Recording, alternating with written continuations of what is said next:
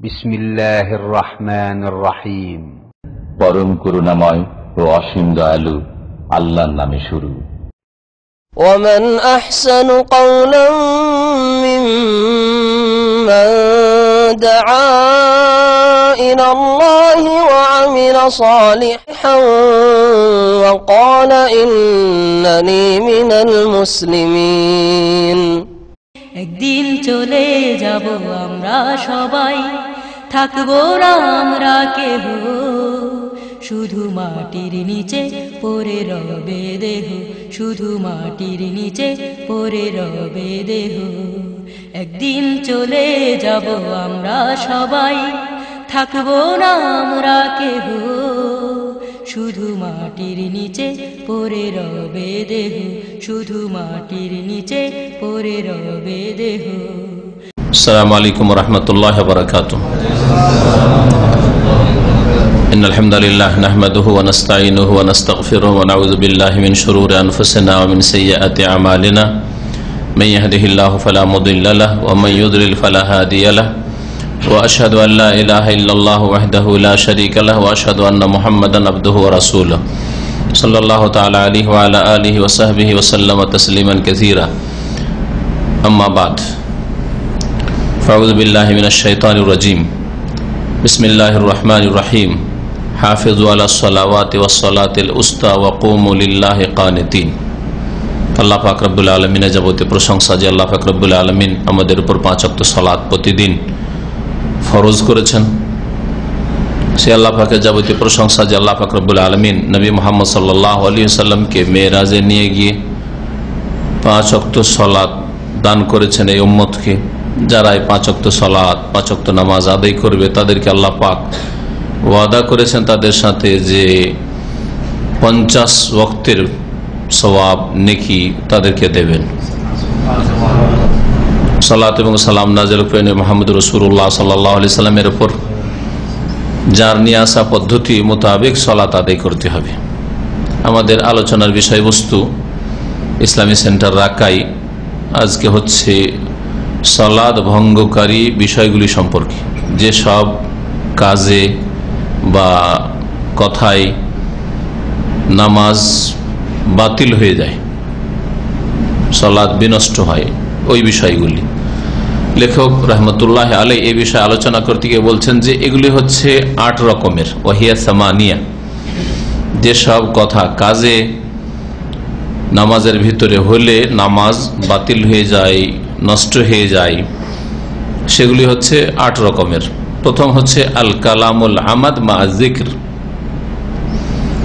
স্মরণে থাকা অবস্থায় ইচ্ছাকৃত কথা বলা। আপনি বুঝে সুঝে জেনে শুনে, ভুলে নাই, অজ্ঞতাই নাই, বরং স্মরণে আছে যে আমি নামাজে আছি, একটা বিষয় আমি নামাজে আছি, আর জানাও আছে যে নামাজ অবস্থায় কথা বলা যায় না। তাহলে দুটো বিষয়, একটা হচ্ছে স্মরণে থাকা, ভুলে না যাওয়া, আর একটা হচ্ছে জানা থাকা, অজ্ঞ না থাকা। জানেন যে নামাজের অবস্থায় কথা বলা নিষিদ্ধ, হারাম, কথা বললে নামাজ বাতিল হয়ে যায়। আর তারপরে মনেও আছে, ভুলে যাননি, যারা ভুলে গেছিলাম যে নামাজ আছে, আর হঠাৎ করে কথা একটা বেরিয়ে গেছে, দুনিয়ার কথা, এরকম নয়। লেখক তাই বলছেন আল কালামুল আমাদ, ইচ্ছা করে কথা বলা। ইচ্ছা করে কথা বললা মানে বুঝতে পারছে, জানছে, মা যিকর, স্মরণ থাকার সাথে, স্মরণে আছে যে নামাজে আছি, আর মাসলাও জানা আছে যে নামাজে কথা বলা যায় না। তারপরে কেউ যদি ইচ্ছা করে কথা বলে তাহলে তাতে নামাজ নষ্ট হয়ে যাবে। কথা বলে কার সাথে? কোনটাতে নামাজ নষ্ট হবে? মানুষ যদি মানুষের সাথে, মুসল্লি যদি অন্য কোনো মানুষের সাথে নামাজে ওর সাথে লেগে আছে, কোনো মানুষ তাদের সাথে, কারো সাথে, অথবা নামাজের বাইরে কোনো লোক আছে আর একজন নামাজি নামাজ অবস্থায় তার সাথে কথা বলছে, এক কথায় মানুষ যদি মানুষের সাথে কথা বলে নামাজ অবস্থায়, তাহলে নামাজ বাতিল হয়ে যাবে। কিন্তু নামাজের ভিতরে কথা আছে, কার সাথে কথা আছে? আল্লাহর সাথে কথা বল। নামাজ হচ্ছে আল্লাহর সাথে কথা বলার জন্য, মানুষের সাথে কথা বলার জন্য। আল্লাহ পাকের সাথে কথা বলার জন্য আপনি তাকবীর পাঠ করছেন, আল্লাহ পাকের সাথে কথা বলার জন্য আপনি শুরুতে আপনি তাকবীরে তাহরিমার পরে সানা বা ইস্তিফতার দোয়া পড়ছেন, সুবহানাকা, কা সম্বোধন না, সুবহানাকা তোমার পবিত্রতা ঘোষণা করছি। তো কথা তো বলছেন, সম্বোধন করছেন, কিন্তু কাকে? আল্লাহ। তোমার পবিত্রতা ঘোষণা করছি। আল্লাহুম্মা ওয়া বিহামদিকা, তোমার প্রশংসার সাথে সাথে হে আল্লাহ। ওয়া তাবারাকাসমুকা, তোমার নাম বড়ই বরকতময়। ওয়া তাআলা জাদ্দুকা, তোমার মর্যাদা বড়ই উঁচু। জাদ্দু সবগুলিতে কা কা কিন্তু সম্বোধন আছে। সম্বোধন মানে তো কথা বলা, কিন্তু কথা আল্লাহ পাকের সাথে হচ্ছে। ওয়ালা ইলাহা গায়রুকা, তোমার ছাড়া আর কোন সত্য মাবুদ নেই, উপাস্য নেই। কথা তো কিন্তু আল্লাহ পাকের সাথে। এই কা সম্বোধন দিয়ে যদি আল্লাহ পাক ছাড়া কেউ আর অন্য কারোর সাথে কথা বলে তাহলে নামাজ নষ্ট হয়ে যাবে। একমাত্র রাসূলুল্লাহ সাল্লাল্লাহু আলাইহি ওয়াসাল্লামের উপর সালাম পেশ করার ক্ষেত্রে আত্তাহিয়াতে আসসালামু আলাইকা আইয়ুহান নবী, হে নবী আপনার প্রতি সালাম হোক। কারণ নবী করিম সাল্লাল্লাহু আলাইহি ওয়াসাল্লাম নিজেও এটা পড়েছেন নামাজের অবস্থায়, তাশাহুদে, আর তার সাহাবীরাও পড়েছেন। আর নবী সাল্লাল্লাহু আলাইহি ওয়াসাল্লাম ইন্তেকালের সময় কথা বলেননি যে আমার ইন্তেকালের পরে সেটা বদলে দিও। যদি বেশ কিছু সাহাবায়ে কেরামরা ইজতিহাদ করে যে নবী আমাদের মাঝখানে নেই তো আর সম্বোধন কেন করব, বদলে দিয়ে আসসালামু আলান নবী বলতেন, আসসালামু আলাইকা আর বলতেন আপনার উপর সালাম হোক। জীবদ্দশায় বলতেন, তার ইন্তেকালের পরে নবী সাল্লাল্লাহু আলাইহি ওয়াসাল্লামের তিরোধানের পরে আয়েশা রাদিয়াল্লাহু আনহা, আবু হুরায়রা, এরকম বেশ কিছু সাহাবায়ে কেরাম তারা বলতেন আসসালামু আলান নবী ওয়া রাহমাতুল্লাহি ওয়া বারাকাতুহু, নবীর প্রতি সালাম। ইচ্ছা করে কথা বললে, মনে আছে জানা আছে মাসলা, তারপর ইচ্ছাকৃত কথা বললে নামাজ নষ্ট হয়ে যায়। নামাজ নষ্ট হয়ে যায় দলিল হাদিস বুখারী মুসলিমে রয়েছে। যায়েদ ইবনে আরকাম রাদিয়াল্লাহু তাআলা আনহু থেকে বর্ণিত, তিনি বলছেন কুননা নাতাকাল্লাম ফিস সালাত, আমরা প্রথম যুগে নামাজ ফরজ হওয়ার পরে কথা বলতাম। নামাজ মক্কাতে ফরজ হয়েছে, কথা বলতাম আমরা। ইউকাল্লিমুর রাজুলু মিন্না সাহিবাহু, আমাদের প্রত্যেকে নিজ নিজ সঙ্গীর সাথে, মানে পাশের লোকের সাথে, ডানে লোক আছে বামের লোক আছে, নামাজের ভিতরে প্রয়োজনে কথা বলতে, যার যার সাথে প্রয়োজন আছে নামাজও পড়ছে কথা বলছে। যেমন আমরা ঠিক তওয়াফের অবস্থায় আমরা তওয়াফও করি, কথা বলি না, প্রয়োজনের কথা বলি না। একসাথে 5 জন গিয়েছেন, তওয়াফ করছেন, কথা বলছেন, ওর মধ্যে কোনো প্রয়োজনীয় কথা হইল, অথবা অনেক সময় মোবাইল চলে আসে, মোবাইল উঠিয়েও নিচ্ছেন, যদি এগুলো না করাই ভালো, কিন্তু জায়েজ আছে। অথবা কেউ একটা ভুল করেছে, ওকে শিখিয়ে দিচ্ছেন, কাদরা ঢেকে আছে, ওকে ইস্তেবা করতে হবে বগলের তলে, আপনি বলছেন না এইরকম করো, কথা বলছেন না, কথা বলছেন।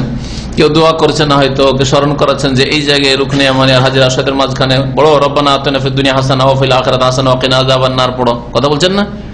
আমরা এইরকম কথা বলে থাকি তাওয়াফের ভিতরে। তাওয়াফে আর নামাজে পার্থক্য হচ্ছে যে তাওয়াফ একদিক থেকে নামাজের মতো, সেটা হচ্ছে পবিত্রতার অবস্থায় করতে হবে। নামাজও উজু দিয়ে করতে হবে, উজু ছাড়া নামাজ হবে না, আর তাওয়াফও বিনা উজুতে হবে না। এই দিক থেকে তাওয়াফ নামাজের মতো, কিন্তু কথা বলার দিক থেকে নামাজ আর তাওয়াফে পার্থক্য রয়েছে। তাওয়াফের অবস্থায় কথা বলা জায়েজ, নামাজের অবস্থায় কথা বললে নামাজ নষ্ট হয়ে যাবে। বলছেন যে আমাদের একে অপরের সাথে, সাথী সঙ্গীর সাথে কথা বলতো নামাজের অবস্থায়। ওয়াহুয়া এলা জামবিহি ফিস সালাতে, নামাজে ওর পাশের লোকের সাথে কথা বলতো। হাত্তা নাজালাত, তারপরে এক সময় ধীরে ধীরে দিনের মাসলা মাসাইল, বিধিবিধানগুলি ধীরে ধীরে নাজল হয়েছে। 23 বছরে একসাথে সবগুলি নাজল হয়। নামাজ ফরজ হইল আর সাথে সাথে কথাবার্তা নিষেধ, আর সবকিছু নামাজের হুকুম হাকাম চলে আসলো না, এরকম হয়। নাজালাত, আয়াত নাজিল হলো। কি আয়াত? সূরা বাকারা আয়াত নম্বর 238, শুরুতে যে আয়াতটি পাঠ করেছি। আল্লাহ পাক ইরশাদ করেছেন, হাফিজু আলাস সালাওয়াত, হে মুমিন মুসলিম তোমরা নামাজগুলির হেফাজত করো, সুরক্ষা করো। ওয়াস সালাতিল উস্তা, আর বিশেষভাবে মধ্যবর্তী সালাতের, আসরের নামাজ অথবা ফজরের নামাজ, যদিও এই ব্যাপারে নানান মত আছে, এই দুটো মত সবচেয়ে বেশি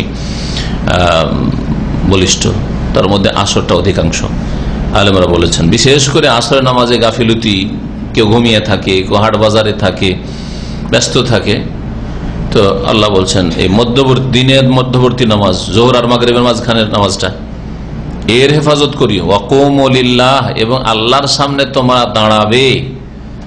দাঁড়ায়ও, দণ্ডায়মান হবে, কানে তিন, নীরব হয়ে, কানেতিনের একটি তাফসীর হচ্ছে নীরব হয়ে, সাকেতিন।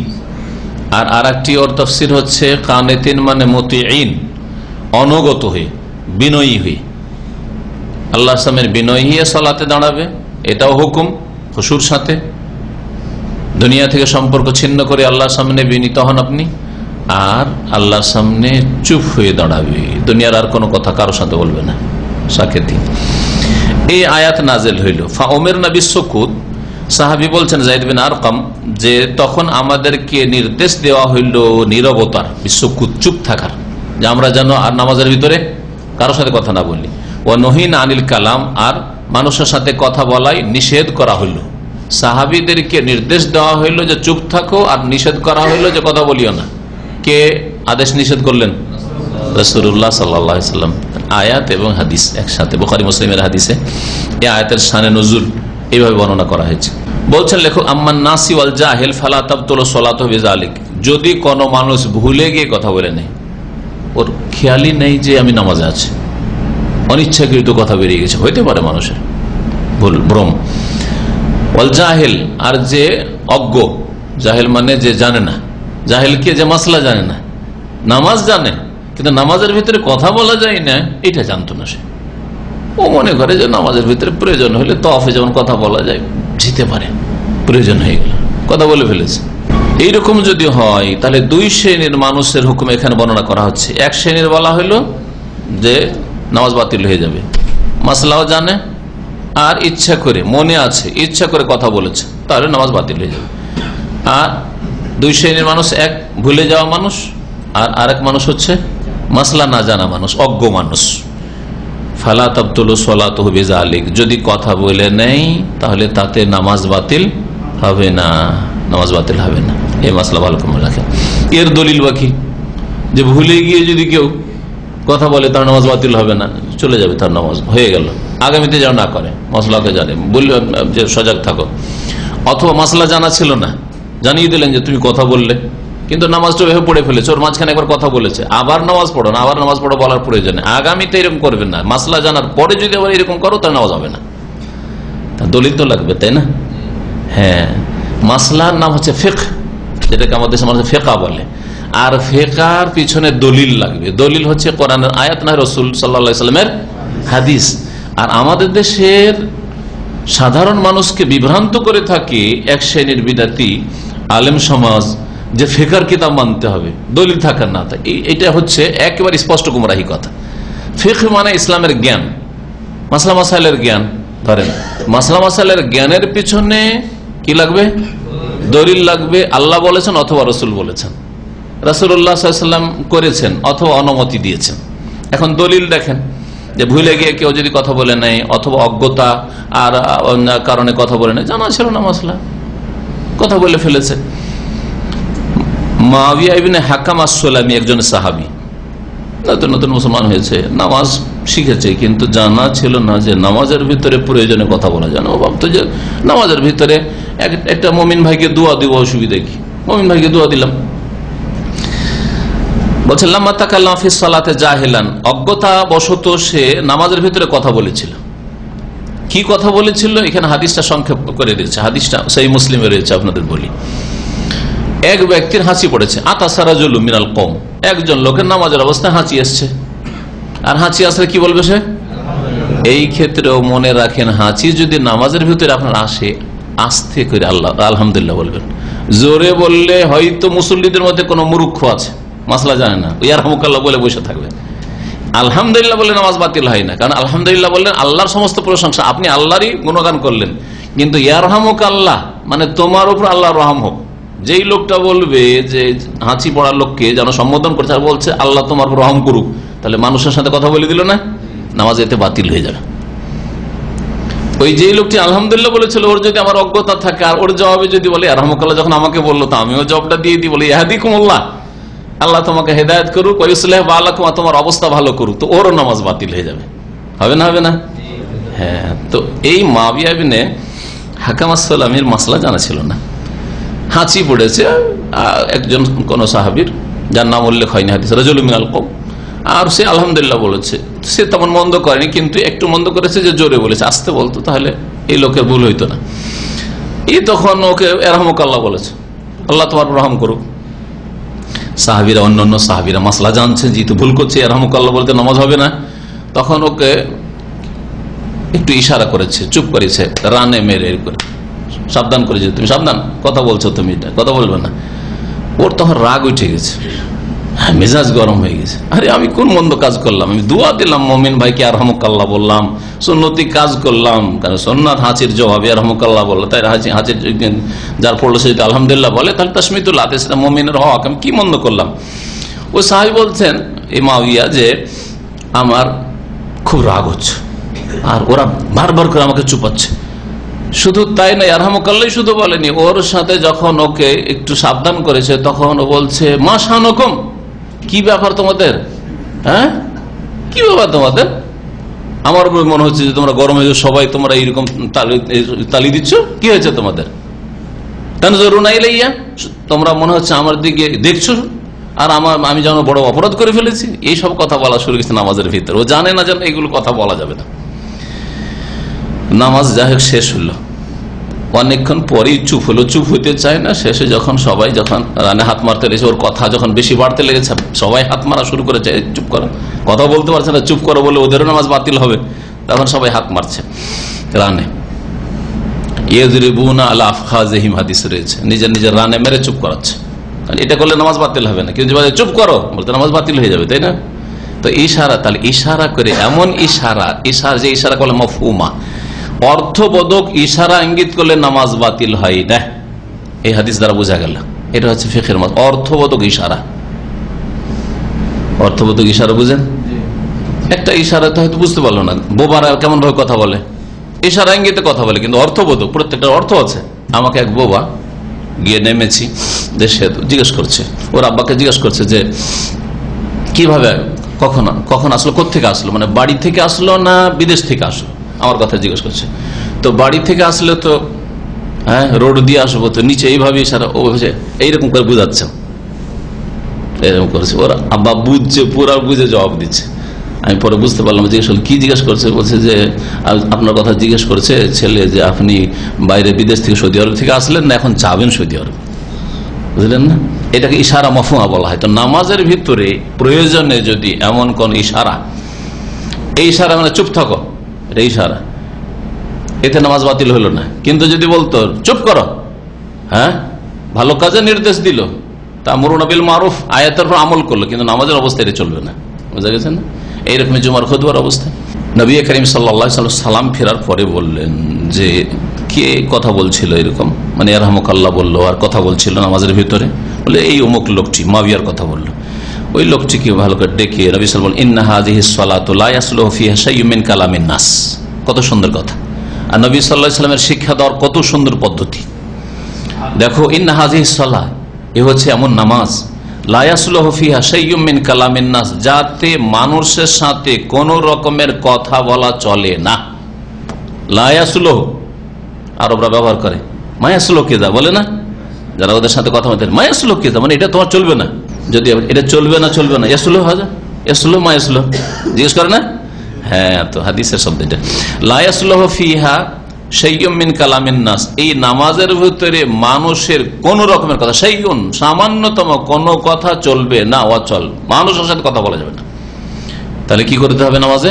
ইন্নামা হিয়া তাসবিহ, নামাজের ভিতরে তাসবিহ রয়েছে, ও তাকবীর, আর তাকবীর রয়েছে, ও কিরাআতুল কোরআন, কোরআনের তেলাওয়াত রয়েছে, জিকির দুআ রয়েছে, এগুলি করবে। আল্লাহ পাকের সাথে কথা বলা রয়েছে, তাসবিহ করা, তাকবীর পড়া, কোরআন তেলাওয়াত করা, এইসব হচ্ছে আল্লাহ পাকের সাথে কথা বলা।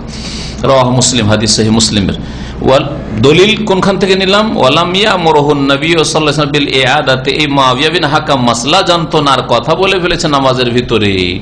ওকে এই কথা বললেন না রাসূলুল্লাহ সাল্লাল্লাহু আলাইহি ওয়াসাল্লাম, যাও আবার নামাজ পড়ো, কারণ তোমার নামাজ হয়নি। অথচ যেই ব্যক্তি তাড়াহুড়া করে নামাজ পড়েছিল, সহিহ বুখারী হাদিসে রয়েছে, তাকে তিনবার করে ফিরিয়ে দিয়েছেন, ইরজি ফাসাল্লি ফাইন্নাকা লাম তুসাল্লি, যাও ফিরে যাও, আবার নামাজ পড়ো, তুমি নামাজই পড়ো, ঠিক না?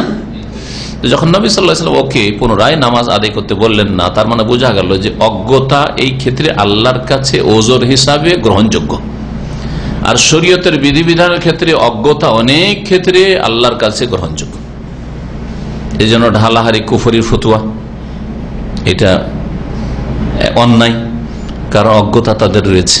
হ্যাঁ, জেহালত দূর করতে হবে, তাদের অজ্ঞতা দূর করতে হবে, তাদেরকে জ্ঞান দিতে হবে, এটা একটা শর্ত তার। আর এক শ্রেণীর লোকেরা ঢালাহারে এইরকম কাজ করেছে, এইরকম কথা বলেছে, কাফের মুরতাদ। কাফের মুরতাদ মনে করে জবাই করো, হ্যাঁ, অর্থাৎ সরকার শাস্তি দেবে, কিন্তু তার অজ্ঞতা দূর করেছেন, ইসলামের দাওয়াত পৌঁছিয়েছেন। এইরকমই অনেকে আছে যাদের কাছে নামাজের গুরুত্ব পেশ করেন। আমাদের দেশের ওয়াজগুলিতে নামাজের গুরুত্ব পেশ করা হয়, জাল জয়ীফ হাদিস দিয়ে কিছু কথা বলা হয়, কিন্তু নামাজ ছাড়লে কুফরি হয়, কথা কোনদিন শুনেছি না? নামাজ হচ্ছে মুসলিম আর কাফের মাঝে পার্থক্যকারী, ফজরের নামাজ হচ্ছে মুসলিম আর মোনাফিকের মাঝে পার্থক্যকারী, এইভাবে আলোচনা শুনেছেন। নামাজের গুরুত্ব কেমন করে বুঝবেন? যার ফলে হয়তো নামাজে অবহেলা হয়েছে। মিথ্যা কথা বলতো না লোক, কিন্তু নামাজ পড়তো না, নামাজের গুরুত্ব বুঝতো না, ভাবতো যে আমি সত্য কথা বলি, বাপ মায়ের সেবা করি, দিনের অনেক কাজ করি, জলসা জলুস আর দান খায়রাত করি, এই দিয়ে জান্নাত চলে যাবো। কিন্তু নামাজ ছাড়া যে জান্নাত যাওয়া যায় মাসলা জানতো না। তো এই জন্য ঢালাহারে ওদের ক্ষেত্রে বলা যাবে না। কিন্তু হ্যাঁ, এক লোক জানতে পারলো যে নামাজ ছাড়া কুফরি কাজ, তারপরে নামাজ ছাড়ে, তার ক্ষেত্রে সেটা প্রযোজ্য, যে জানার পরে সে সেটা কবুল করেনি।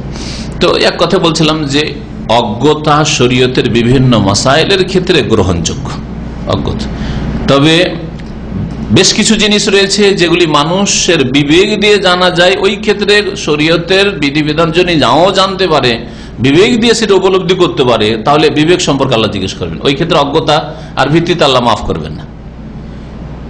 যেমন আখলাক চরিত্রের ক্ষেত্রে বা পানাহারের ক্ষেত্রে কমন সেন্স বলে যে নোংরা বস্তু খাওয়া মানুষের কাজ নয়, তাই না? সুদ যদি আয়াতে হারাম, হাদিস হারাম, এটা নাও জানে, কমন সেন্স মানুষের সাধারণ জ্ঞান বলে যে এটা মানুষের জুলম অত্যাচার, বলে না? বলে যে আমি তো জানতাম না, আয়াত হাদিস জানতাম না যে সুদ হারাম ইসলাম। এই ক্ষেত্রে চলবে না। তো বেশ কিছু ক্ষেত্রে অজ্ঞতা আল্লাহ পাকের কাছে ওজর হিসাবে গ্রহণযোগ্য, আর অনেক ক্ষেত্রে অজ্ঞতা গ্রহণযোগ্য নয়। এমন একজন বলবে যে আমি জেনা যে হারাম, ব্যভিচার হারাম, এটা তো আমি জানতাম না, কিন্তু ওকে জিজ্ঞেস করেন যে তোমার বোনের সাথে এইটা বা তোমার মায়ের সাথে এই আচরণটা অন্য কোনো যুবক করলে তোমাকে কেমন লাগতো? কমন সেন্সে তো না, কখনো বরদাস্ত করতাম না, মেরে দিতাম তাকে। তাহলে ওই রকমই তুমিও, বুঝছেন না? তাহলে বোঝা গেল যে বলবেন যে আমার এটা জানা ছিল না, সেই জন্য করেছি, আল্লাহ কবুল করবেন না। কিন্তু বহু ক্ষেত্রে যেখানে বিবেক দিয়ে জানার উপায় নেই, সেই ক্ষেত্রে আল্লাহ পাক হয়তো মাফ করবেন। তারপরে হচ্ছে 2 নম্বর বিষয় আদেহেক, নামাজ যাতে বাতিল হয় 2 নম্বর হচ্ছে কি? হাসা। নামাজের অবস্থায় কেউ যদি হেসে দেয় তাহলে নামাজ বাতিল। হাসা হচ্ছে 3 প্রকার, তাবাসসুম বা ইবতিসাম মানে মুচকি হাসা, দেহেক মধ্যম হাসি, আর কাহা কাহা মানে অট্ট হাসি, হ্যাঁ হ্যাঁ করে হা করে হাসা, আওয়াজ করে হা করে হাসা। আর দেহে কেউ আওয়াজ থাকে কিন্তু হা হা হা হা করে না, হ্যাঁ। আর হা হা করে হাসাটা অভদ্রদের কাজ, এটা শরীফ লোকদের কাজ নয়। যেটা একজন যদি অমুসলিমও হয় আর ভদ্র হয় সে এরকম করতে পারে না। এই জন্য কোন মুসলিমের জন্য উচিত না হা হা হা করে হাসছে আর এই রুম থেকে ওই রুমে শোনা যাচ্ছে আর চিৎকার করে একেবারে লুটিয়ে পড়ছে হাসতে হাসতে একজন আর একজনের উপর। এই হাসা একজন মুসলিমের জন্য কখনো উচিত নয়।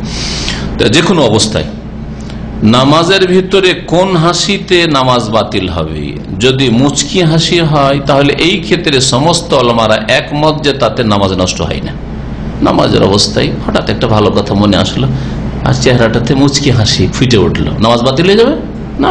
হইতে পারে। এটা দেখবেন একটা মানুষকে সবসময় ফলো করবেন, ওর চেহারা দিকে সবসময় ফলো করতে থাকেন, একসময় হঠাৎ করে চেহারাটা মলিন, কারণ হঠাৎ করে দুঃখের কথা ওর খেয়াল হয়েছে, তার লাইফে যখন দুঃখ কষ্টগুলি এসছে হঠাৎ খেয়াল এসছে চেহারাটা মলিন, মনটা খারাপ, কোনো কথা বলছেন কিন্তু চেহারা পরিবর্তন হচ্ছে, হঠাৎ করে দেখছেন, ফলো করতে থাকবেন, দেখছেন হঠাৎ করে মুচকি হাসছে। ব্যাপারটা কি? নিশ্চয় ওর মনে খুশির কথা এসছে, জীবনে আমার এইরকম খুশির হয় তার বিবাহের দিনটা স্মরণে এসছে, বাসরের দিনটা স্মরণে এসছে, অথবা তার জীবনে ফার্স্ট ক্লাস ফার্স্ট হয়েছিল, খুব সম্মানিত হয়েছিল, ভালো একটা প্রাইজ পেয়েছিল, কোন একটা খুশির দিন এসেছিল তার জীবনে, সেই দিনটা স্মরণ হয়েছে, তাই না? হয় এটা, সেটা নামাজের বাইরে হইতে পারে, নামাজের ভিতরে হঠাৎ করে হইতে পারে। দেখেন আপনাদের, আমি চেহারাগুলি দেখছি, ওর মধ্যে অনেক মুচকি হাসছেন, ঠিক না? তো এতে নামাজ নষ্ট হবে না, এতে নামাজ নষ্ট হবে না। বাকি দুই রকমের হাসি, যেটা হচ্ছে মধ্যম হাসি আর একটা হচ্ছে অট্ট হাসি, এই দুটোতে নামাজ নষ্ট হয়ে যাবে, দুটোতে নামাজ নষ্ট হয়ে যাবে। এই ক্ষেত্রে ইমাম ইবনুল মুনজির এমন একজন ফকিহ মানুষ যিনি ইজমার উপর একটা কিতাব লিখেছেন, মানে মাসলা মাসাইলের ক্ষেত্রে যে মাসলাগুলিতে ইজমা রয়েছে সেগুলিকে তিনি কালেক্ট করেছেন, একসাথে একত্রিত করেছেন একটা কিতাবে।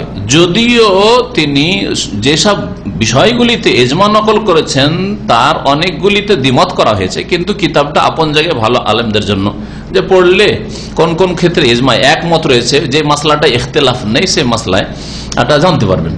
যেমন 5 ওয়াক্ত নামাজ ফরজ, এতে কোনো দ্বিমত আছে? দ্বিমত নেই, তাহলে ইজমা। হ্যাঁ, রমজান মাসের রোজা ফরজ, দ্বিমত আছে? ইজমা, ঠিক না? আজান নামাজের জন্য, ফরজ নামাজের জন্য যদি দিতে হবে, হ্যাঁ, ইজমা আছে না নেই? কিন্তু বাচ্চার কানে আজান দাও, ইজমা আছে না ইখতিলাফ?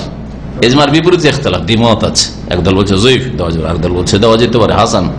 এইরকমই নামাজ ফরজ, কিন্তু নামাজ সূরা ফাতিহা পড়া সকলের জন্য ফরজ কি ফরজ নাই? ইখতিলাফ আছে, তাই না? তো এইরকম বহু মাসলা ইজমা আছে আর বহু মাসলা ইখতিলাফ আছে। তো যেই মাসলা মাসাইলগুলিতে ইজমা রয়েছে সেগুলি সংকলন করেছেন ইমাম ইবনুল মুনজির রহমতুল্লাহ আলাইহ। যখনই দেখেন আমরা ইজমার কথা নকল করি, ইমাম ইবনুল মুনজিরের নামটা এই জন্যই আসে। তো এই কথাটা জানা তাহলে বুঝতে পারেন যে ইবনুল মুনজিরের নাম কেন আসছে, যাকে সাধারণ মানুষ হচ্ছে না হয়তো, কিন্তু তার যেহেতু এই বিষয়ে স্পেশাল একটি কিতাব রয়েছে, যে কিতাবুল ইজমা ইবনুল মুনজির, এই জন্য তিনি বলছেন আজমাউ, উলামায়ে কেরামদের ইজমা। ইজমা যখন তিনি নকল করেন তো হানাফি, শাফি, মালিকি, হাম্বলি সবার ইজমা বলতে হবে, মুহাদ্দিসিনে কেরাম ইজমাই আর কি। আলা এই বিষয়ে আন্না দেহকা ইউফসিদুস সালাত, হাসি নামাজকে বিনষ্ট করে, হাসলে নামাজ বাতিল হয়ে যায়, এর উপর ইজমা রয়েছে। ইজমা হয়েছে, ইজমা কি কোরআন হাদিস বিরোধী ইজমা হয়েছে? না, হয়নি। কোরআন এবং হাদিসে স্পষ্ট হাসলে কি হবে এই কথাটি নেই, কিন্তু এই হাসার মতো কাজ নামাজের মধ্যে করলে নামাজ নষ্ট হয়ে যায়, এই মাসলাটি আছে। ওর ভিত্তিতে উলামায়ে কেরামরা ঐক্যমত হয়েছেন, ইজমা করেছেন যে হাসলে নামাজ কি হয়ে যাবে? নষ্ট হয়ে যাবে। বলছেন যে কেমন করে তাহলে দলিল? হাদিসের দলিল পেশ করা যাবে না, কোরআনের দলিল পেশ করা যাবে না, কিন্তু কোরআনে আছে যে খুশুর সাথে নামাজ পড়ো। হ্যাঁ, আর হাসাটা হচ্ছে খুশু, বিনয়ী হওয়ার পরিপন্থী, এটা হচ্ছে এভাবে দলিল, বুঝছেন না? একটা। তারপরে কোন কাজ করতে গিয়ে হাসা, সেই কাজটাকে হালকা মনে করা, খেলো মনে করা। হ্যাঁ, যেমনি খেলতামাশা যেন করছেন, নামাজ পড়ছেন আর হাসছেন, তার মানে নামাজটা আপনার কাছে হালকা বিষয়। হ্যাঁ, হালকা হয়ে গেল আপনার কাছে। আর কোন ইবাদতকে হালকা মনে করে, এটা আপনার অপরাধ, এই অপরাধের কারণে নামাজ নষ্ট হবে। তো এই জন্য আল্লামা শেখ সালেহুল ফৌজান হাফেজাহুল্লাহ তাআলা তার ফতোয়ার কিতাব বলেছেন যে হাসি, যে কোন রকম হাসি হোক, হাসির ক্ষেত্রে এই নয় যে ভুলে গেছিল, না, চলবে না, এরকম কোন নেই, কারণ এরকম দলিল নেই। এই ক্ষেত্রে হাসি সব রকমের হাসি, মানে ভুলে গিয়ে হোক আর ইচ্ছা করে হোক, আর মাসলা জানা থাক আর নাই থাকে, কেউ যদি জোরে হাসি দিয়ে থাকে, মধ্যম হাসি, অট্ট হাসি, তাতে নামাজ নষ্ট হবে। আর তিনি বলছেন কেন নষ্ট হবে? লিআন্নাহু কাল কালাম, কারণ হাসিটা কথা বলার মতোই, কথা বললে নষ্ট হয়, হাসিতেও নামাজ নষ্ট হয়ে যাবে। এখানে আর একটা মশলা উল্লেখ করে দিই, কিছু কিছু মজহাবে, বিশেষ করে আমাদের দেশের যে মজহাব, ওই মজহাবে আছে যে অট্ট হাসিতে ওযু নষ্ট হয়ে যায়, ওযু নষ্ট হয়ে যায়, ওযু ভঙ্গ হয়ে যায়। কি আছে তাদের ফতোয়াতে? যে হ্যাঁ হ্যাঁ করে হাসলে, কাহ কাহা, যেটা হ্যাঁ হ্যাঁ করে হাসলে, হা করে, যেটা অট্ট হাসি হাসলে ওযু নষ্ট হয়। এই মর্মে যে হাদিস তারা পেশ করে, সেই হাদিস সর্বসম্মতিক্রমে যঈফ, একেবারে যঈফ। সুতরাং সেই হাদিস দলিল হিসাবে পেশ করা চলবে না। বুঝতে পেরেছেন? আর একটা যুক্তি পেশ করে তারা, এই যুক্তিও ভিত্তিহীন যুক্তি, যে হা হা করে হাসলে এদিকে যখন ফাঁক হইল তখন বায়ু সরে যেতে পারে, যার ফলে অট্ট হাসি হাসলে নাকি তাদের উজু নষ্ট হয়ে যায়। উজু নষ্ট হয় না, অট্ট হাসিতে উজু নষ্ট হয় না। অট্ট হাসিতে কি হয়? বা হাসিতে নামাজ নষ্ট হয়। তবে ওলামারা বলেছেন যে যেই ব্যক্তি নামাজকে এত হালকা মনে করলো আর নামাজের ভিতরে হ্যাঁ হ্যাঁ করে হাসা শুরু করলো, তাকে তার শাস্তি স্বরূপ এবং সে যে গুনাহ করেছে, গুনাহ থেকে পবিত্রতা হচ্ছে তওবা, আর পবিত্রতা শরীরের পবিত্রতা ওযু। এই জন্য উজু করতে বলা যেতে পারে, যে উজু করে এসে দিন আবার নামাজ পড়া। উজু করে এসে শয়তান তোমাকে ধরে নিয়েছে, হাসিয়েছে, সুতরাং উজু করে এসে নামাজ পড়ো, এইরকম বলা যেতে পারে। কিন্তু উজু ভঙ্গ হয়ে গেছে, আবার উজুই নষ্ট হয়ে গেছে, এমন বিষয় নাই। তার মানে উজু করে নেওয়া ভালো, গুনাহ থেকে পাক হবে, কারণ উজু করলে গুনাহ মাফ হয়, এইভাবে বলা যেতে পারে। যেমন এখানকার বেশ কিছু ওলামারা এই বিষয়টি উল্লেখ করেছেন। 3 নম্বরে হচ্ছে ওয়াল আকলো ওয়াশ শুরব। 3 নম্বর 4 নম্বর 8টা যে গণনা করেছে, এই খাওয়া আর পান করা দুটোকে 2 ধরতে হবে, তাহলে 8টা হবে। তাহলে কোনো কিছু নামাজের অবস্থায় কেউ যদি খায় অথবা নামাজের অবস্থায় কোনো কিছু পান করে, তাহলে কি হয়ে যাবে? নামাজ নষ্ট হয়ে যাবে। কালা ইবনুল মুনজির, ইমাম ইবনুল মুনজির রাহিমাহুল্লাহ বলছেন, আজমা কুল্লু মান নাহফাজু আনহু আন্না মান আকালা ও শারিবা ফিল ফারযে আমিদান আন্না আলাইহিল ইআদা। বলছেন যে যাদেরকে, যেসব ওলামাদেরকে আমি জানি, চিনি, নাহফাজু আনহু, যাদেরকে আমি সুরক্ষিত রেখে যেসব ওলামায়ে কেরামদেরকে জানি, হানাফি আলেমদেরকে জানি, সেই যেমন শাফিদেরকে জানি, মালিকিদেরকে জানি, হাম্বলীদেরকে জানি, ইত্যাদি কথা বলতে চাইছেন। যত ওলামাদেরকে আমি জানি তাদের এজমা রয়েছে যে আন্না মান আকালা ও শারিবা, কেউ যদি পানাহার করে ফিল ফারজে, ফরজ নামাজে বিশেষ করে, আমেদান ইচ্ছাকৃত, ইচ্ছাকৃত মানে জানছে, মনে আছে, ভুলে নাই যে ভুলে খেয়ে নিয়েছে, আন্না আলাইহিল ইআদা, তাহলে তাকে পুনরায় নামাজ আদায় করতে হবে, নামাজ তার বাতিল হয়ে যাবে। এর দলিল কি? পানাহারে নামাজ নষ্ট হয়, এর জন্য কোন আয়াত হাদিস পেশ করা যাবে না, একমাত্র ওই দূর থেকে নামাজে খুশু রয়েছে আর খাওয়া দাওয়া আপনার খুশুর পরিপন্থী ইত্যাদি এসব পেশ করা যেতে পারে। এর চাইতে মজবুত একটি যুক্তি শুধু আপনাদের মনে রাখতে বলছি, ওলামায়ে কেরামরা একটা নীতিমালা বর্ণনা করেছেন যে কোন কাজগুলিতে ইবাদত নষ্ট হয়, নামাজ নষ্ট হয়। বলছেন যে যাতে সিয়াম ভঙ্গ হয়, রোজা নষ্ট হয়, তাতে নামাজ নষ্ট হবে। যাতে রোজা নষ্ট হয়ে যায় তাতে কি হবে? নামাজ নষ্ট হবে।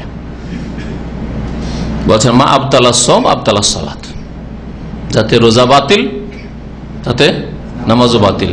তো রোজার অবস্থায় কেউ যদি পানাহার করে নেয়, রোজা বাতিল হবে না? হবে না। রোজার অবস্থায় যদি পানাহার না চলে, তাহলে নামাজের অবস্থায় কি করে চলতে পারে? তারপরে খাওয়া দাওয়া দুনিয়ার কাজ, আর সালাত হচ্ছে খালেস ইবাদত, খালেস ইবাদত।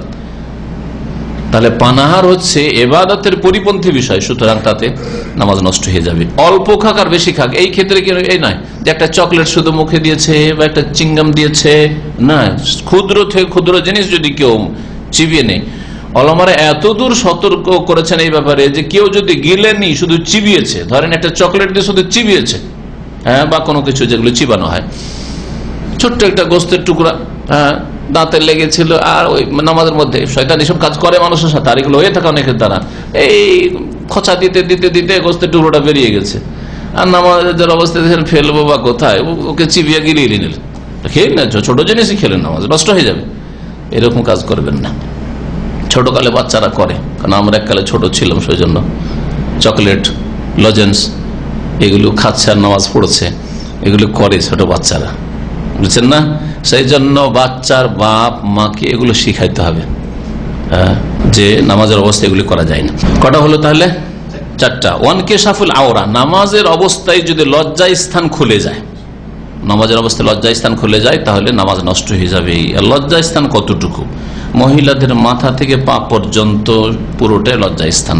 একমাত্র সলাতের অবস্থায় অপর পুরুষকে ওখানে কেউ না থাকে, চেহারা খোলা থাকবে আর হাত খোলা থাকবে, 2 হাত কবজি পর্যন্ত, আর চেহারা খোলা থাকবে, আর মাথায় কাপড় থাকবে। মাথার উপর থেকে যদি কাপড় পড়ে যায় মহিলাদের, তার নামাজ নষ্ট হয়ে যাবে।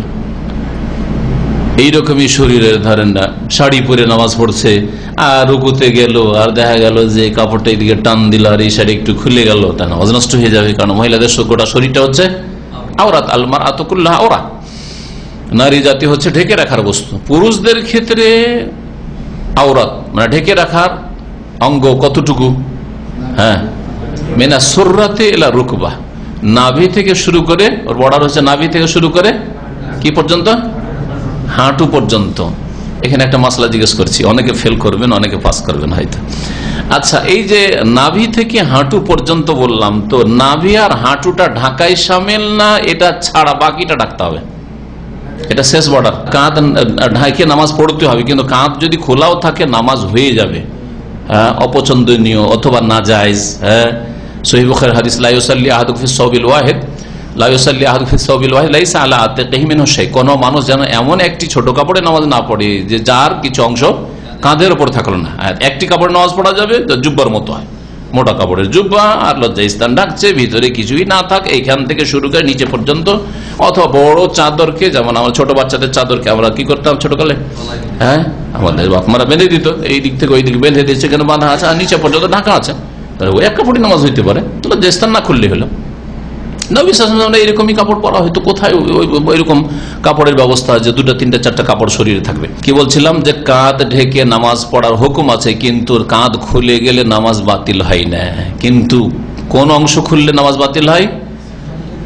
নাভি থেকে শুরু করে হাঁটু পর্যন্ত। এখন যে মাসলাটা জিজ্ঞাসা, সূক্ষ্ম মাসলা, এটা অনেকের জন্য অজানা, অনেক আলেম সমাজের জন্য অজানা, কারণ এটা সূক্ষ্ম বিষয়, আর দলিলটাও সূক্ষ্মের। আর আজকে দলিলটা বলে দেবো, তারপর আপনাদের জন্য সহজ হয়ে যাবে।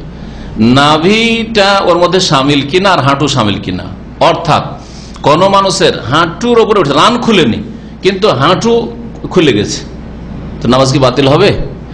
নাভির নিচে নামেনি কাপড়, কিন্তু নাভিটা খুলে গেছে, শুধু নাভিটা দেখা যাচ্ছে। বর্ডার হচ্ছে নাভি থেকে কি পর্যন্ত, থেকে আরবি ভাষায় 2 অর্থই ব্যবহার হয়, কখনো ওটা সামিল হয়, কখনো ওটা সামিল হয় না, 2 রকম হয়।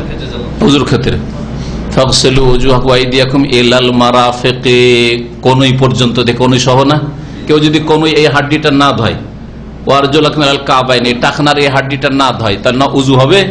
উযু তো এইখানে টাকনা শামিল আর কোনই শামিল, এই সহ ধুইতে হবে।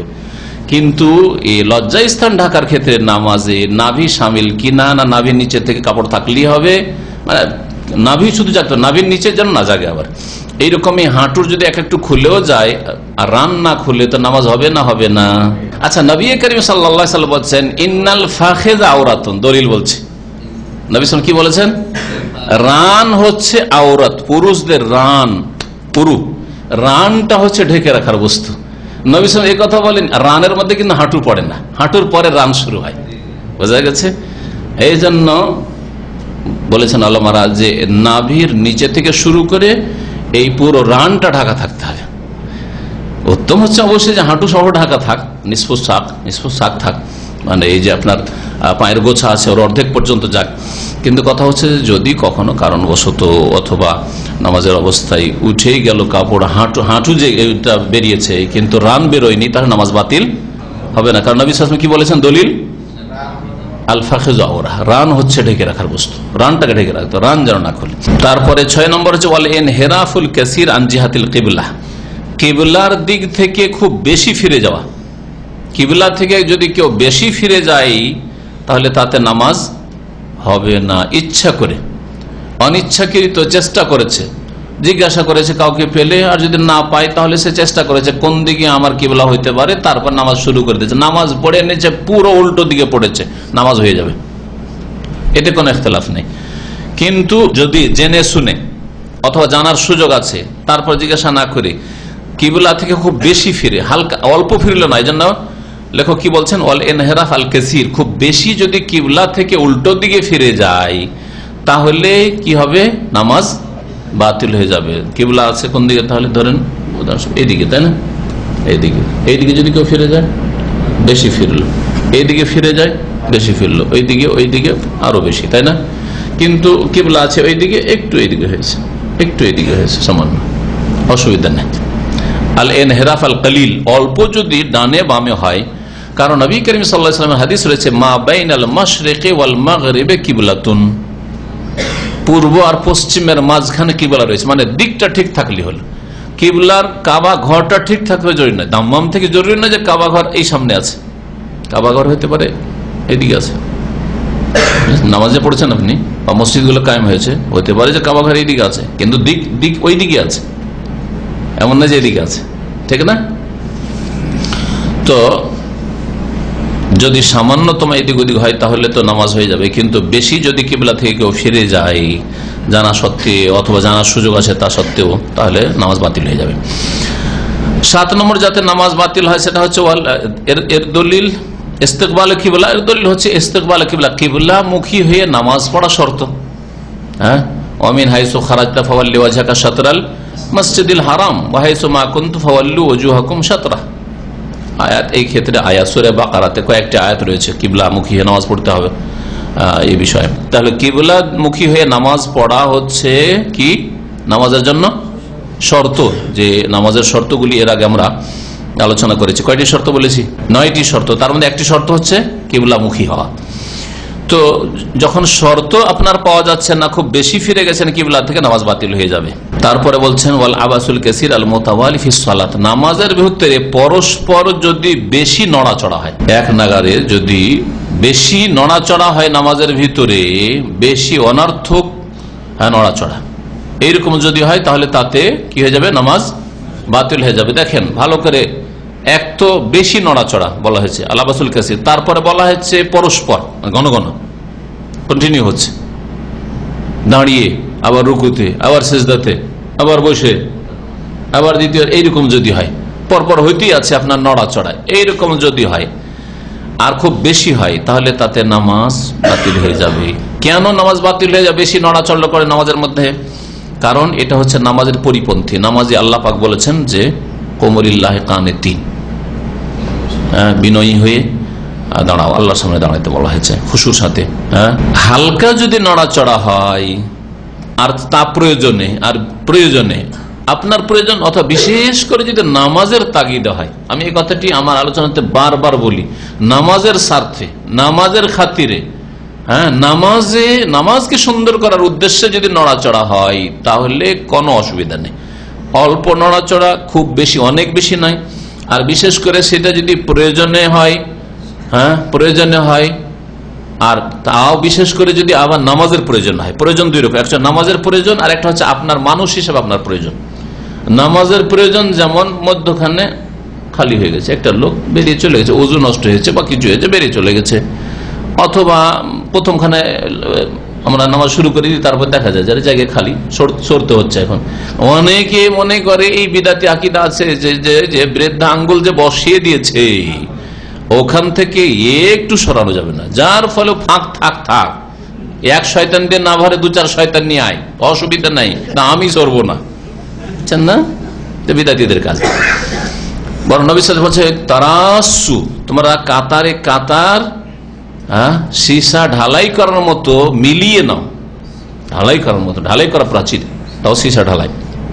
সুদ্দুল খালাল, আবু দাউদের হাদিস, ছিদ্র বন্ধ করো। ওয়ালা তাজালু ফুরুজাতিল শায়তান, শয়তানের জন্য শূন্য স্থান, খালি জায়গা ছাড়িও না। কত হাদিস রয়েছে। আর আরব দেশের ইমামরা একামত হওয়ার পর এই কথাগুলি বলে না, সৌ ইতাদিলু, তারাসু, সুদ্দুল খালাল। তাহলে নামাজের উদ্দেশ্য এটা হলো। নামাজের উদ্দেশ্যের উদাহরণ হচ্ছে মোবাইল হঠাৎ করে প্রথম কথা ভুলে গেছিলেন সাইলেন্ট করতে বা বন্ধ করতে, তারপর বেজে উঠেছে। এটা পরিষ্কার মানুষের হইতে পারে, আমার আপনারও হইতে পারে, ঠিক না? নামাজে মোবাইলটা বেজে উঠেছে, এখন মোবাইল পকেটে হাত দিয়ে মোবাইলটা বের করে বন্ধ করা, যদি এমনি বন্ধ না করতে পারে তো বের করে বন্ধ করা, তাও পারছেন না হয়তো, না যে মোবাইলে পারদর্শী না কোনখানে আছে না আছে, কোনটা দিয়ে বন্ধ করবো না করবো, তো সামনে নিয়ে আসা, তারপর বন্ধ করা, এগুলো হরকত হচ্ছে। চলবে না? চলবে না।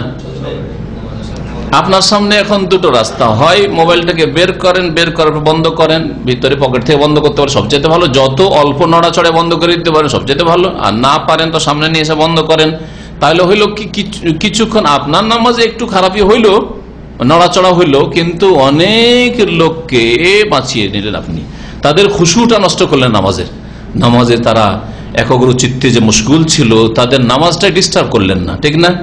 কিন্তু মূর্খ লোকেরা করে কি, আর একটা তরিকা, বাজছে আমার নামাজ খারাপ করবো আমি, যা গেছে বাজতে আছে ও, আর মোবাইল বন্ধ করছে না।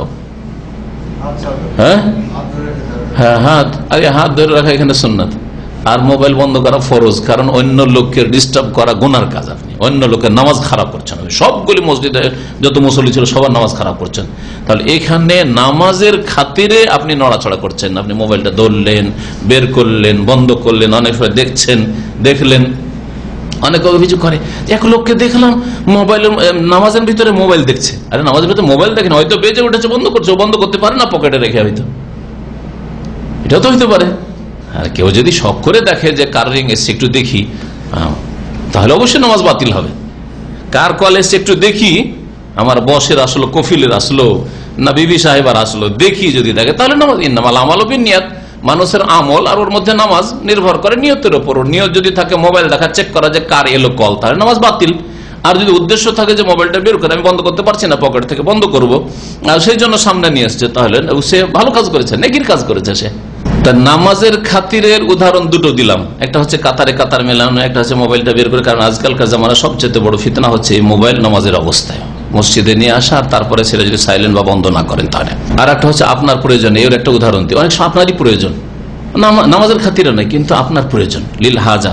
লেখক বলছেন যে নড়াচড়া করা প্রয়োজনে যদি হয়, অল্প নড়াচড়া আর প্রয়োজন আপনার হতে পারে। যেমন আপনার সর্দি এসছে আর নাক দিয়ে এখন বইতে শুরু করেছে, গালে মুখে বইবে, এই সময় পকেটে টিস্যু নেব, টিস্যুটা নেওয়ার পরে আবার নাকে দেবো, আবার মুছবো, ছিঁচা করবো, থাক বইছে, এটি করবেন নাকি? ঠিক না? এখন আপনার সামনে দুটো কাজ, হয় বইতে দেন, বইছে বহু, আমি হাত ছাড়বো না বুক থেকে বা যেখানে ধরেছি সেখান থেকে, আর না হলে একটা টিস্যু নেন, কিছু নেন, দিয়ে মুছেন, ঠিক না? তাহলে এটা আপনার প্রয়োজনে করেছেন, এই করলে নামাজ নষ্ট হবে না? নামাজ নষ্ট হবে না, আপনাকে করতে হবে। কারণ এতে খুশু নষ্ট হবে। আপনি যদি না মুছেন তো আরো খুশু নামাজে আর কি ধ্যান রাখবেন, আর নামাজ আপনার খুশু কি আল্লাহর দিকে যাবে, আপনি পেরেশান আছে কখন সালাম ফিরবে আর মসজিদ থেকে পালাবো বাইরে আর মুছবো, তাই না? তোর চাইতে ভালো নামাজের অবস্থায় আপনার এরকম হতে পারে এরকম মানুষ। আমরা এই উদাহরণগুলি দিলাম। নবী করিম সাল্লাল্লাহু আলাইহি সাল্লাম বেশ কিছু নড়াচড়া করেছেন। নামাজে বেশি নড়াচড়ার পরিমাণটা কতটুকু তাহলে এটাও জানতে হবে। এখন আপনার খেয়ালে একটু নড়াচড়াটা বেশি হয়ে গেল, আমার কাছে ওটা বেশি হলো না, আমি বলছি না কম নড়াচড়া, তাহলে আমাদের দ্বন্দ্ব হইতে পারে, তাই না? বুঝার পার্থক্য হইতে পারে। এখন নবী করিম সাল্লাল্লাহু আলাইহি সাল্লাম হচ্ছেন মাপকাঠি। নবী করিম সাল্লাল্লাহু আলাইহি সাল্লাম নামাজের ভিতরে যতটা নড়াচড়া করেছেন ততটার অনুমতি আছে। ওর চেয়ে বেশি যদি হয় তাহলে বলবো যেন অনেক বেশি হয়ে গেছে। এত নড়াচড়া রাসূলুল্লাহ কখনো করেন নাই, ঠিক না? ভালো করে বুঝেন কথা। কিন্তু একটা হাদিস শোনেন,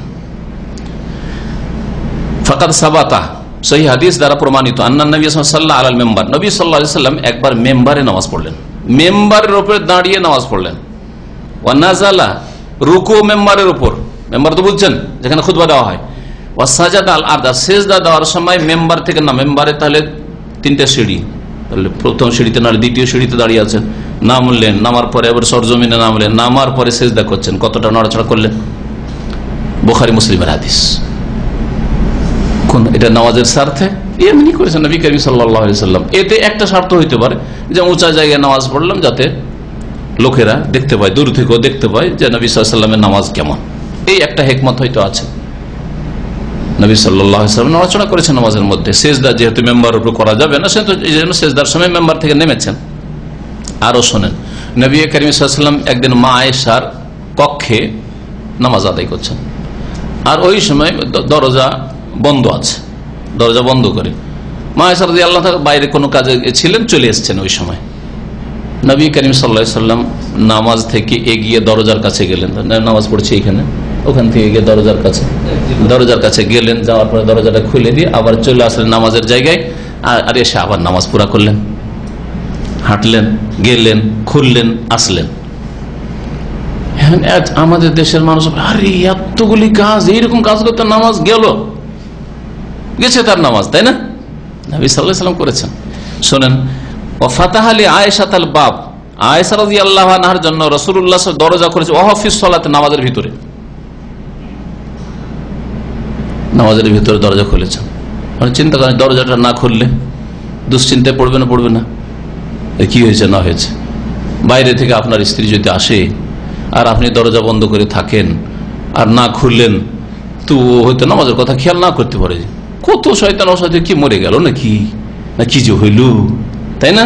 দাঁড়িয়ে থাকে বাইরে, কষ্ট পাবে বা চলে যাবে কোথাও গিয়ে সে আবার সময় কাটাবে ইত্যাদি। সুতরাং সবচেয়ে ভালো যে দরজাটা খুলে দিলেন আপনি। রাওয়াহুল বুখারী মুসলিম, বুখারী মুসলিমের হাদিস। আরেকবার শুনেন, রাসূলুল্লাহ সাল্লাল্লাহু আলাইহি সাল্লামের নাতিন যায়েনব রাদিয়াল্লাহু আনহা, রাসূলুল্লাহ সাল্লাল্লাহু আলাইহি ওয়াসাল্লাম বড় মেয়ে, তার মেয়ের নাম ছিল উমামা, আর উমামার বাপের নাম ছিল আবুল আস ইবনুর রবি, রবির ছেলে আবুল আস। বদর পর্যন্ত মুসলমান হননি, বন্দী হয়ে এসেছিলেন। তারপরে তাদের মুক্তিপণ নিয়ে ছেড়ে দেওয়া হয়েছিল, যেমন আব্বাসকে ওইভাবে ছাড়া হয়েছিল। তারপরে তিনি মুসলমান হয়ে গেছিলেন। মুসলমান হওয়ার পর, মুসলিম যখন হয়ে গেছিলেন, তখন রাসূলুল্লাহ সাল্লাল্লাহু আলাইহি ওয়াসাল্লাম তার মেয়েকে আবার ফিরিয়ে দিয়েছিলেন। ইসলাম যখন প্রথম কবুল করেননি, তখন মেয়েকে নিয়ে চলে এসেছিলেন। আর তারপরে যখন ইসলাম, খালাতো ভাই ছিল যায়েনবের, না তাহলে ওর চাইতে ভালো বাচ্চাটাকে আপনি কোলে নিয়ে নেন, দাঁড়িয়ে রুকুতে কোলে পিঠে রাখলেন, আর তারপরে সেজদে গেলেন, তার পাশে বসিয়ে দিলেন। হ্যাঁ, একটু ওকে এমন করলেন, ইশারা করলেন যে বাচ্চা, ছোট বাচ্চা বুঝে, কিছু সেন্স আছে, বসিয়ে দিলেন, বসে থাকলো। সেজদাতে উঠে আবার কোলে নিয়ে নিলেন। এইভাবে রাসূলুল্লাহ পুরো নামাজ পড়েছেন। তাহলে এইরকম ধরনের নড়াচড়া যদি হয়, আর যেমন বললাম, ভালো করে আবার বলছি যে সেটা যদি নামাজের খাতিরে হয় তো সবচেয়ে গুরুত্বপূর্ণ। নামাজের প্রয়োজনে নয়, কিন্তু আপনার প্রয়োজন হয়, আর সেটা হালকা নড়াচড়া হয়, তাহলে সেটার প্রয়োজন রয়েছে, প্রাইজ রয়েছে। হালকা নড়াচড়ার মধ্যে হচ্ছে এই যে রুমাল, সীমা, গুতরা, এই নড়াচড়া যদি খুব বেশি হয় তাহলে হ্যাঁ অবশ্যই, বেশি যখনই হইতে লাগবে তখন বলবো অপছন্দনীয়, আর ওইটা আরো যখন বেশি হবে তখন বলবো নামাজ বাতিল। এখন দাঁড়িয়ে যদি 3 বার 4 বার করে এইরকম আর এইরকম করতে থাকে, ঠিক আছে, দাঁড়িয়ে শুধু, তাহলে বলো বেশি। কিন্তু ধরেন 1 রাকাত পড়ে যখন উঠছে, অনেকটা নেমে গেছে, হয়তো এইভাবে নেমে গেছে, ঠিক আছে, হয় এরকম অনেক সময়, তো সেজদা থেকে উঠে একবার হয়তো এরকম করে নিল, একবার করলো, আর আপনি ফতোয়া দিয়ে দিবেন যে নামাজ বাতিল? না, হালকা হরকত করেছে, অল্প একটু নড়াচড়া করেছে। কিন্তু কেউ যদি খেলাধুলা করে, খেলাধুলা, নামাজের ভিতরে খেলাধুলা অনেকে করে, নামাজ পড়ছে, নামাজ পড়াতে যদি শরীর একবার চুলকে উঠে, একবার এইদিকে চুলকালে, 1 রাকাতে করলেন, আর 1 রাকাতে এইদিকে, অসুবিধা নেই। কিন্তু একবার এইখানে করছেন, একবার ছেড়ে দিচ্ছেন, একবার এইরকম করছেন, হ্যাঁ, একবার দাঁড়িয়ে এরকম করছেন, বেশি হয়ে গেল নড়াচড়া। তাহলে তো এইরকম খুব বেশি যদি হরকত নড়াচড়া হয়ে যায়, তো এটা খেলাধুলা, নামাজের পরিপন্থী, সুতরাং তাতে নামাজ বাতিল হয়ে যাবে। 8 নম্বর বিষয় যাতে নামাজ বাতিল হয়ে যায়, সেটা হচ্ছে ইন্তেকাদুত তাহারা, পবিত্রতা নষ্ট হয়ে যাওয়া। পবিত্রতা নষ্ট হলে নামাজ কি হয়ে যাবে? নষ্ট। পবিত্রতা নষ্ট মানে উযু ভঙ্গ হওয়া। নামাজের অবস্থায় উযু, একেবারে সালাম ফেরার পূর্ব মুহূর্তে উযু ভঙ্গ হয়েছে। অনেকের সংশয় যে সবকিছু তো করেই নিয়েছি, শুধু সালামটাই বাকি, আর উযু নষ্ট হয়ে গেছে, নামাজ হয়ে যাবে?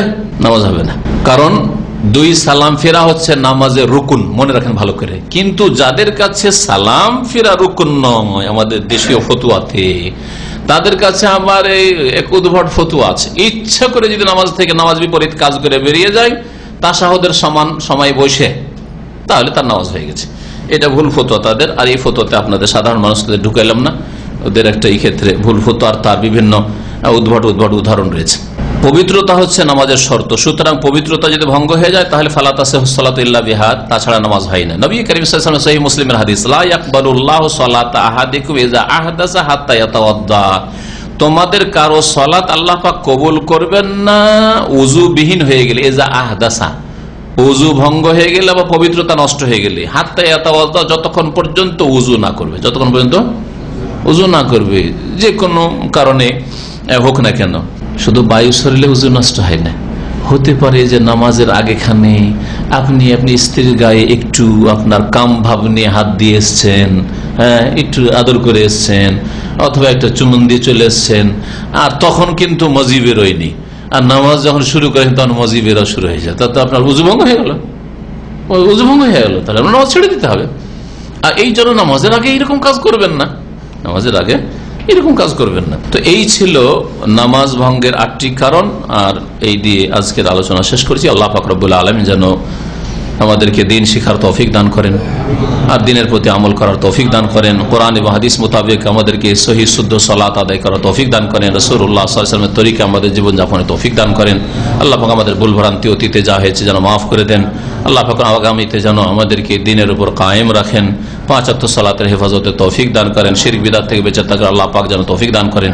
আল্লাহ পাক আমাদের সকলকে জান্নাতুল ফিরদৌস যেন দান করেন। সুবহান রাব্বিকা রাব্বিল ইজ্জাতি আম্মা ইয়াসিফুন ওয়া সালামুন আলাল মুরসালিন আলহামদুলিল্লাহি রাব্বিল আলামিন। ফরজের বিষয়টি অত্যন্ত গুরুত্বপূর্ণ, এজন্য ফরজে যেন বেশি নড়াচড়া মোটেই না হয়। আর নফলের ক্ষেত্রে অনেকটা ছাড় আছে, নফলের ক্ষেত্রে বেশ কিছু ছাড় আছে। সুন্নত নামাজের ক্ষেত্রে, বেতরের ক্ষেত্রে, যেটা ফরজে ছাড় নেই। নবী করিম সাল্লাল্লাহু আলাইহি ওয়াসাল্লাম উটের পিঠের উপর বেতর পড়তেন, সুন্নত নামাজ পড়তেন, নফল নামাজ পড়তেন, সব নামাজ পড়তেন। ফরজটা নিচে নেমে পড়তেন, নিজের আয়ত্তাধীন সওয়ারি। তাহলে বোঝা গেল যে আপনার যদি প্রাইভেট কার থাকে, পার্সোনাল আপনার গাড়িতে যাচ্ছেন, আপনার গাড়িতে বসে বসে সিটে বসে বসে ড্রাইভিংও করছেন আর সুন্নত পড়তে পারেন, আপনি তাহাজ্জুদ পড়তে পারেন, আপনি বেতর পড়তে পারেন, কিন্তু ফরজ পড়তে পারবেন না। হ্যাঁ হ্যাঁ, ওইভাবে ও গাড়ি চালাচ্ছে, নামাজ পড়ছে, অসুবিধা নেই। হাত বানা তো সন্ধ্যা, এগুলো যদি নাও করতে পারে নামাজ হয়ে যাবে। নবী করিম সাল্লাল্লাহু আলাইহি ওয়াসাল্লাম উটের উপর পিঠে যখন বসে থেকেছেন, তো পুরোপুরি সবগুলি আপনি করতে পেরেছেন নাকি? সেজদা করতে পারেননি অবশ্যই, সেজদা, রুকু, দাঁড়ানো না বসে বসে পড়েছেন। তাহলে সুন্নত নফলের ক্ষেত্রে অনেক ছাড় রয়েছে। কিবলামুখী হওয়ার ক্ষেত্রে উট কি আর দাঁড়িয়ে থাকবে? উট এদিকে কিবলার দিকে প্রথম শুরু করার সময় কিবলা না মুখী করে নেবে, তারপর এদিক ওদিক চলে গেলে তারপরে নামাজ পড়তে থেকেছেন নবী করিম সাল্লাল্লাহু আলাইহি ওয়াসাল্লাম। কিন্তু ফরজের ক্ষেত্রে চলবে না, ফরজের ক্ষেত্রে শুরুতে শেষ পর্যন্ত কিবলামুখী হয়েই নামাজ পড়তে হবে। এই পার্থক্যগুলি রয়েছে ফরজ আর সুন্নত। কান্নার ক্ষেত্রে যেহেতু নবী করিম সাল্লাল্লাহু আলাইহি ওয়াসাল্লাম এবং সাহাবায়ে কেরামদের কান্না আওয়াজ করে প্রমাণিত, সুতরাং কোনো কান্নাতে নামাজ নষ্ট হবে না। তবে যথাসাধ্য খুশুর দাবি হচ্ছে যে হা হা করে চিল্লে কান্না না করে, এ তো ছোট বাচ্চারা কান্না করে না, মহিলারা কান্না করে। কেউ মরে গেলে মহিলারা হা হা করে চিল্লে কান্না করে, আর ছোট বাচ্চাদের হো হো করে কান্না করা। বাকি নবী সাল্লাল্লাহু আলাইহি ওয়াসাল্লামের যে নামাজের ভিতরে কান্না হইতো, সেটা ছিল আজিজুন কা আজিজুল মিরজালে মিনাল বুকাই। বলছেন যে নবী সাল্লাল্লাহু আলাইহি ওয়াসাল্লামের ভিতর থেকে কান্না বের হতো কেমন? আজিজুল মিরজাল, যেমন ফুটন্ত পানির পাত্র শো করে আওয়াজ করে, পানি খুব টকবক করে ফুটছে, কেমন আওয়াজটা করে, ওই রকমের আওয়াজ নবী সাল্লাল্লাহু আলাইহি ওয়াসাল্লামের ভিতর থেকে বের হতো, যেমন আওয়াজটাকে, কান্নার আওয়াজটাকে থেমে রাখছে আর সেটা বাস্ট হওয়ার চেষ্টা করছে, এইরকম আওয়াজ হইতো। এইরকম আপনি কান্নাকে চাপার চেষ্টা করছেন, কিন্তু তার মধ্যে ফাঁফরে কান্না বেরিয়ে চলে আসছে, একটু আওয়াজ হয়ে যাচ্ছে, এটা অসুবিধা নেই, বরং এটা সুন্নাত দ্বারা নবী সাল্লাল্লাহু আলাইহি ওয়াসাল্লাম থেকে, সাহাবায়ে কেরাম থেকে প্রমাণিত যে তারা নামাজের ভিতরে কান্না করতেন। কান্না করা নামাজের ভিতরে প্রশংসিত, কিন্তু ছোট বাচ্চাদের মতো নয়, আর হা হা করে চিৎকার করে নয়। অনেকে এই কান্নার আপত্তি করে। কান্না ভালো জিনিস, কোনো ভাই যদি কোনো মুসলিম ভাই নামাজে কান্না করতে পারে, কোরআন তেলাওয়াতে অথবা তসবিহ তাহলিলে, আল্লাহর ভয়ে অথবা জান্নাত জাহান্নামের স্মরণে, তাহলে ভালো কথা, ভালো জিনিস। তার মধ্যে ওইটা আছে, আপনার মধ্যে না, আপনার অন্তর তাহলে শক্ত, ওর অন্তর নরম, যে নামাজে দাঁড়ালে কান্না আসে। কিন্তু সবচেয়ে উত্তম কান্না হচ্ছে যে চোখে পানি আসা, আর কান্না আসলেও যথাসাধ্য আওয়াজটাকে কম রাখার চেষ্টা করে, চেপে রাখার চেষ্টা করে। কারণ অনেক সময় রিয়া আসতে পারে। দেখেন চোখে যদি পানি আসে, তাহলে পাশের লোক দেখতে পেল না, মুসল্লিরা জানতে পারলো না যে কে কান্না করছে। এতে আন্তরিকতা রয়েছে, এতে ইখলাস রয়েছে। কিন্তু যখন আপনার একটু আওয়াজ করে কান্না চলে আসবে, তখন টের পাবে যে আপনি কাঁদছেন। এতে শয়তান তখন আরেকটা এই চোরা রাস্তাতে ঢোকার চেষ্টা করবে, যে তোকে সবাই জানছে রে, তুই খুব ওলিউল্লাহ লোক, খুব পরিষ্কার লোক, আল্লাহওয়ালা লোক, আর তোকে সবাই কালকে থেকে প্রশংসা করবে। শয়তান ওই রাস্তা দিয়ে কিন্তু ঢুকবে আর আপনার ইখলাসকে নষ্ট করবে, আপনার ইবাদতকে খারাপ করবে। যার ফলে যত লুকিয়ে কাঁদতে পারেন তত ভালো। এই যে ওয়াইজ বক্তারা আলোচনা করে, বক্তব্য করে আর কাঁদে, আল্লাহ ভালো জানে তাদের অন্তরের কথা, আমি আর কিছু বলবো না। কিন্তু আমি ব্যক্তিগত এটা পছন্দ করি না। আমার কান্না লোকে দেখবে, আর ওখানে শয়তান চান্স নেবে যে তোকে তো লোকেরা খুব পরিষ্কার মনে করছে। এটা আমি আমার ইখলাসের বিপরীত মনে করি। কাঁদার মেলা সময় আছে, তাহাজ্জুদ পড়ে কান্না করে, হা হা করে হাসে, অট্ট হাসে হাসতে। নবী সাল্লাল্লাহু আলাইহি ওয়াসাল্লাম সারা জীবনে কখনো উচ্চ হাসি হাসেননি, অট্ট হাসি হাসেননি। আর কি করে একজন আলেম মানুষ আর একজন পরিষ্কার মানুষ অট্ট হাসি হাসতে পারে, হ্যাঁ করে সাথী বন্ধুদেরকে নিয়ে? আবার কি করে জর্দার আসর নিয়ে বসে জর্দার তামাক খাচ্ছে, নামাজ পড়ে জর্দার তামাক চলছে, কি করে চলতে পারে? আল্লাহ পাক রব্বুল আলামিন যেন তাদেরকে হেদায়েত দান করেন। এক ভাই জিজ্ঞেস করেছেন বাইরে থেকে অনলাইনে, যে জমজম পানি কি যে কোনো নিয়তে পান করা যাবে? হ্যাঁ, নবী সাল্লাল্লাহু আলাইহি ওয়াসাল্লাম হাদিস হয়েছে, মা ও জমজম লিমা শুরিবা লাহু, জমজম পানি যে উদ্দেশ্যে পান করবে সেটাই পুরা হবে ইনশাআল্লাহ। আর এর উপর বিশ্বাস আছে, আর আমল করবেন অবশ্যই পাবেন, কিন্তু ইয়াকিনের সাথে আমল করতে হবে। 2 নম্বর প্রশ্ন হচ্ছে যে এই জমজম পানিতে মিশানো যাবে কিনা। হ্যাঁ, জমজম পানি হয়তো আপনি দূরে থাকেন, আপনি সবসময় জমজম পানি পুরো ব্যবহার করতে পারছেন না, সুতরাং হয়তো 10 লিটার নিয়ে আসলেন, আর নিয়ে আসার পরে 10 লিটার 10 দিনে শেষ হয়ে যাবে, তা না করে ওতে আমি একটু করে মিশাইতে থাকলাম, অল্প করে মিশাইতে থাকলাম, 10 লিটারকে 20 লিটার করলাম বা 30 লিটার করলাম, আর তাতে আমি নিজের জন্য ব্যবহার করছি, নিজের পরিবার জন্য ঠিক আছে। কিন্তু অন্য কাউকে যদি জমজম বলে দিতে চান তাহলে মিশাবেন না, কারণ ওতে আমানত খেয়ানত হচ্ছে। আপনি গ্রামবাসীকে জমজম বলে খাওয়াচ্ছেন আর মিশিয়ে, তাহলে জমজম বলিয়েন না, তাহলে বলে দেন যে জমজম তো ওতে মিশিয়েছি। এই জন্য হাজি সাহেবরা যেটা নিয়ে যে মানুষকে পান করাবেন সেটা খাঁটি জমজমে পান করা। আর নিজের জন্য একটু পানিতে যদি 1 লিটারও থাকে তাতে 10-20 লিটার মিশিয়ে দেন না, আর মিশাতে থাকেন, পান করতে থাকেন, ইনশাআল্লাহ তাতে বরকত থাকবে। আপনি নিজের জন্য ব্যবহার করেন, নিজের পরিবার ছেলে মেয়েদের জন্য ব্যবহার করেন। বলছে এক হুজুরকে বলেছি যে বাম হাতে পানাহার করা নিষেধ, তখন সে বলছে যে ডান হাতে যদি জুঠা লেগে থাকে তো সেই জুঠা লাগা হাতে পান করবে। হ্যাঁ, জুঠা লাগা হাতে পান করা কোথায় নিষেধ আছে? জুঠা লেগে আছে, অসুবিধা, জুঠা লেগে আছে এতে থেকে যদি খান, অথবা আপনার বাড়ির গ্লাসও যদি হয়, অথবা যার বাড়ি মেহমান হয়েছেন, আর মূর্খ লোকেরা আপনাকে অভদ্র মনে করুক, তাদেরকে শেখান যে ভদ্রতাকে জিনিস। ভদ্রতা হচ্ছে ইসলাম পালন করা, কারণ শয়তান বাম হাতে পানাহার করে। নবী কারীম সাল্লাল্লাহু আলাইহি ওয়াসাল্লাম কঠোর ভাবে নিষেধ করেছেন, লা ইয়াকুল আহাদুকুম বিশিমালিহি ওয়া লা ইয়াশরাব বিশিমালি ফাইন্না শাইতানা ইয়াকুলু ওয়া ইয়াশরাবু বিশিমালিহি। তোমাদের কোন মানুষ যেন পানাহার না করে বাম হাতে, কারণ শয়তান বাম হাতে পানাহার করে, শয়তান বাম হাতে খাই আর পান করে, আর তুমিও করবে, তাহলে শয়তানের তুমি বন্দেগী করছো, শয়তানের অনুসরণ করছো। ওয়ালা তাত্তাবিউ খুতুওয়াতিশ শায়তান, কোরআনে আল্লাহ নিষেধ করেছেন শয়তানের পদাঙ্ক অনুসরণ করিও না।